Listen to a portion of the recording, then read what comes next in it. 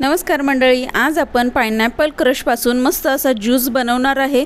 त्यासाठी आपण इथे 4 ग्लास पाणी घेतलेलं आहे आणि त्यामध्ये आपण 3 ते 4 चमचे साखर घालून घेतली। त्यानंतर आपण यामध्ये पायनॅपलचा क्रश वापरायचा आहे। साखर चांगली विरघळल्यानंतर आपण यामध्ये क्रश घालून घेतलेला आहे। आधी मी 2 पळी क्रश घातला होता, पण त्याचा थोडासा फ्लेवर कमी येत होता। नंतर मग मी आणखीन 1 पळी यामध्ये वाढवला आहे क्रश आणि एकदम झटकीपट असा हा पाण्यामध्ये विरघळतो आपला क्रश। अजिबात त्याला काही वेळ लागत नाही, पटकन आपला हा ज्यूस बनून तयार होतो। आणि त्यानंतर आपण यामध्ये सब्जाचं बी घातलेलं आहे, ज्यामुळे आपलं शरीर थंड ठेवण्यास मदत होते आणि मस्त असा आपला हा पायनॅपल क्रश ज्यूस रेडी झालेला आहे।